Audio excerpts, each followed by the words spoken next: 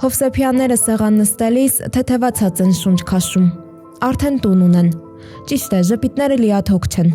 Բոլորը չէ, որ ներկա են ուրախությանım։ Ընտանիքը 2023 թվականին է բռնի տեղահանվել Արցախից։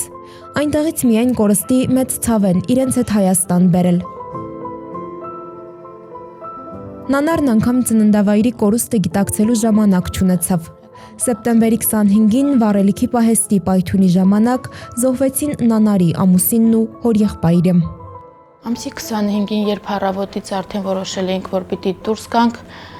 այդ վառելիքի պատճառով դուրս չեկանք։ Հետո Ռուսլանը լսեց, որ գազալցակայանում բենզին են տալիս, իջավ ներքև, այդ 10-րդ դպրոցի մոտ տեղ չեղավ, հետո իջեցին ներքև այդ Հայկազովի բենզալցակայարանը։ Ինքն այդ ժամանակ աշխատավայրում էր Ստեփանակերտի հանրապետական հիվանդանոցում։ Երբ բուժքույր Նանարը լսեց պայթյունի լուրը, մտքով անգամ չանցավ, որ ամուսինը Ռուսլանը կարող է այնտեղ լինել։ Երևի 10-12-րդ հիվանդը ընդունելուց, որ ասեցին Նանար հանգիստ տեղեր է, Ռուսլանը տեղ չի եղել, ավելի հետև ա եղել, ասեցի ոնց այդ նույն տեղն է, խի, ասեցին հա, արդեն տեղ էլ չկարողացա աշխատեմ։ Սկսեց ամուսնուն ու հորեղբորը փնտրել, չգտավ։ Ռուսլանի ընտանիքը Ստեփանակերտից դուրս եկավ սեպտեմբերի 27-ին, ծանր սրտով եւ հրաշքի հույսով։ 8 հոգով ավտոյի մեջ ենք եղել, ես, զգեսուր, զգեսրար, մամա, քույրիկ, մեկ էլ 3 երեխաները։ 38, հա։ Մի կերպ 38 ժամ ճանապարհ ենք եկել ենք հասել մինչև Գորիս, մինչև աղբերս եկել է արդեն մեզ դիմավորել անեղից։ Ողբերգական դեպքից մեկ ամիս հետո ԴՆԹ փորձաքննությունը հաստատեց նախնական տվյալները։ 44-օրյա պատերազմի ժամանակ նաև բարեկամ էր մահացել, զոհվել։ Այդ նոյեմբերի 3-ին մենք եռաբլուրում էինք, հենց այդ տարին ա եղել իրանց, 3-րդ տարին ա եղել։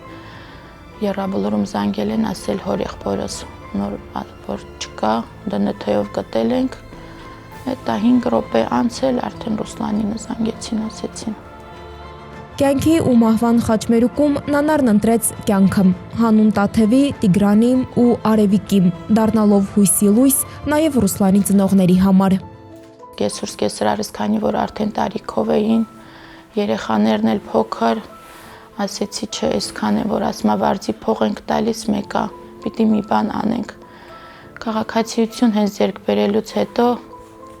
միանգամից տուն փնտրելով այս կողմ, այն կողմ, քանի որ Հայաստանում, Երևանում շատ թանկ էր տները, որոշեցինք մի քիչ ավելի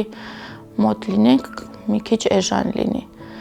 Այդ սերտիֆիկատը ձեռք բերելուց հետո արդեն մնացածն էլ հիպոթեկային վարկ ձևակերպեցի, տունը վերցրեցի։ Հովսեփյանների ընտանիքի համար 2025-ի դեկտեմբերի 21-ը օրացույցում հատուկ օր է, տնավորվելու օր։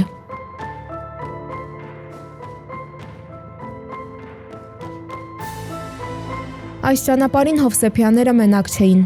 Հայորդի բարեգործական հիմնադրամն ու ՖԱՍՎ հիմնադրամը հիմնադիր Ադամ Քաբլանյանի գլխավորությամբ կառուցելով հայրենի օջախներ ծրագրի շրջանակում ստանձնեցին ընտանիքի նոր տան կահավորումը։ Մի օր գնացել եմ աշխատանքից հետո տուն, զգեսրարս նայում է հեռուստացույցը, ասում է, գիտես, ասում է Գյումրիում մի հատ կնիկ, ասում է տուն ա առել, բայց մեջը ոչ մի բան չկա, դատարկ տուն է։ Ասում գիտես, մեզ ունենք, մեզ էլ չենք ունենալու։ Ու հաջորդ օրը, երբ արդեն լսեցինք, որ հայորդին ունի այդ